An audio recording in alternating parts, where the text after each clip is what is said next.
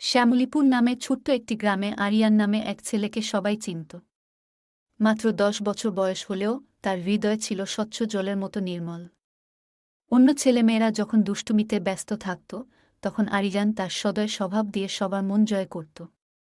তার কোমল চোখের দৃষ্টিতে ছিল ভালোবাসার ছোঁয়া, আর তার কণ্ঠে ছিল এমন মাধুর্য যা রাগান্বিত মানুষকেও শান্ত করত। এক ঠান্ডা সকালে আরিয়ান দেখল সুমিত্রা দেবী নামে এক বৃদ্ধা, যিনি গ্রামের প্রান্তে একা থাকতেন, ভারী কাঠের ঝুড়ি নিয়ে হাঁপাচ্ছেন। তার কাঁপা কাঁপা হাত ঝুড়ি ধরে রাখতে পারছিল না। আরিয়ান সঙ্গে সঙ্গে তার কাছে ছুটে গেল। ওহ আরিয়ান, তুমি খুব ভালো ছেলে, বৃদ্ধা ক্লান্ত মুখে মৃদু হেসে বললেন।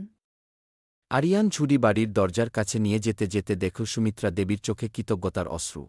তিনি ফিসফিস করে বললেন, পৃথিবীতে তোমার মতো ছেলেরই প্রয়োজন। একদিন বৃষ্টিতে কাঁপতে থাকা একছানা কুকুরকে দেখে সে বাড়ি নিয়ে এল। পুরনো একটা কম্বল মুড়ে তাকে যত্ন করে রাখল। কুকুরটির নাম রাখল টবি। আর তার সহপাঠী মিয়া যখন শ্রেণীকক্ষে পড়া বলতে লজ্জা পেত, আরিয়ান স্কুল শেষে তাকে অনুশীলনে সাহায্য করত, ধৈর্য ধরে তাকে উৎসাহ দিত। একদিন একটি বিশেষ ঘটনা ঘটল, যা দয়ার প্রকৃত শক্তি দেখাল। আরিয়ান স্কুল থেকে বাড়ি ফিরছিল, তখন রাস্তার পাশে এক লোককে বসে থাকতে দেখল। লোকটির পোশাক ছিল ছেঁড়া, আর তার চোখে ছিল বিভ্রান্তির ছাপ। আরিয়ান সাহস করে কাছে গেল। আপনি ঠিক আছেন? আরিয়ান জিজ্ঞেস করল। লোকটি মাথা নাড়ল। আমি পথ হারিয়েছি, আর সারাদিন কিছু খাইনি। আরিয়ান কিছুক্ষণ চিন্তা করল। তারপর নিজের স্কুল ব্যাগ থেকে টিফিন বক্স বের করে লোকটির দিকে বাড়িয়ে দিল। এটা বেশি কিছু না, কিন্তু আমার কাছে এখন এটুকুই আছে, বলল আরিয়ান হাসি মুখে। কিছুদিন কেটে গেল। আরিয়ান ঘটনাটি ভুলেই গেল।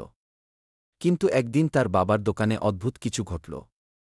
একজন ধনী ব্যবসায়ী দোকানে এলেন। সবাইকে অবাক করে দিয়ে দেখা গেল, তিনি সেই লোকটি যাকে আরিয়ান সাহায্য করেছিলেন। আমি এই ছেলেটিকে খুঁজছিলাম, লোকটি বললেন। তার দয়া আমাকে আমার সবচেয়ে খারাপ সময়ে বাঁচিয়েছিল। তার পরিবারের দোকানে আমি বিনিয়োগ করতে চাই। আরিয়ানের বাবা মা নির্বাক হয়ে গেলেন। তার মায়ের চোখে আনন্দ অশ্রু।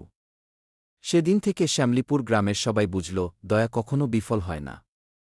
আরিয়ানের ছোট ছোট কাজের ভালোবাসা এক বিশাল ঢেউ হয়ে অসংখ্য জীবনে স্পর্শ এনেছিল।